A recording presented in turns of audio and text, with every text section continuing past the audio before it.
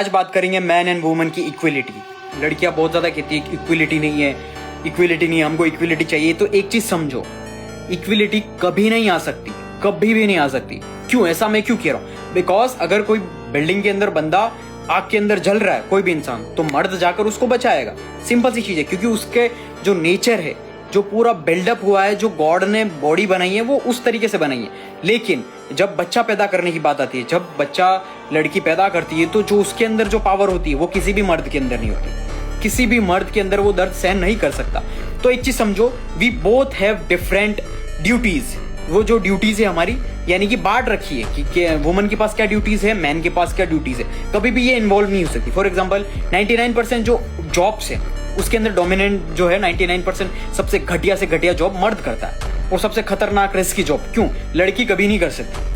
क्यों? क्योंकि भाई लड़कियों की ड्यूटीज अलग हैं, लड़कों की ड्यूटीज अलग हैं, दैट्स इट। क्योंकि मैन जो होते हैं, मर्द जो होता है वो लॉजिक पे चलता है, और वुमन जो होती है वो इमोशन पर चलती है। फॉर एग्जांपल अगर वॉर के अंदर कहीं पर भी वॉर हो रहा है, तो अगर कोई लड़की होगी, यानी इन फ्रंट ऑफ मर्द के सामने अगर लड़की है, कोई अदर अपोजिशन है, वॉर हो रहा है, तो वो ज्यादा चांसेस है, क्योंकि वुमन जो होती है वो इमोशंस पे चलती है, तो वो मैनिपुलेट जल्दी हो जाएगी। तो इन द सेंस कि वॉर जल्दी हार जाएगी जो भी कंट्री। यानी कि अगर औरत है तो उसको मैनिपुलेट करना इजीली है, क्योंकि उसको वो इमोशंस पे चलती है। लेकिन मर्द अगर मर्द से होगा तो वो लॉजिक्स पे चलेंगे नहीं, वो लॉजिक पर चलेंगे और वो वॉर ढंग से चलेगी। तो इट्स वाई की जो बाहर की दुनिया होती है वहां पर वुमन जो होती है वो कम डोमिनेट करती है, और क्यों 99% जो है मर्द डोमिनेट करता है। इट्स जस्ट कि इट्स नॉट लाइक कि जो है कि इक्वलिटी नहीं भाई, नहीं।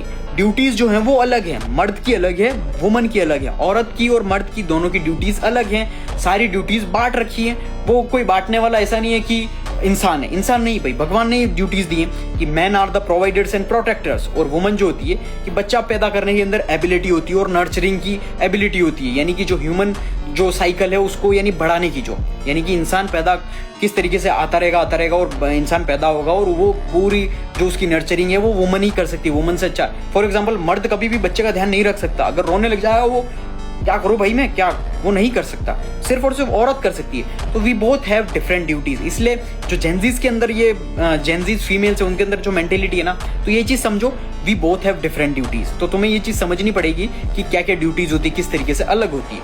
इसीलिए इट्स नॉट लाइक कि तुम जेंडर ही बदल दो, इट्स नॉट। भगवान ने सिर्फ 2 ही जेंडर बनाए हैं, इसके अलावा कोई भी जेंडर एग्जिस्ट नहीं करता है।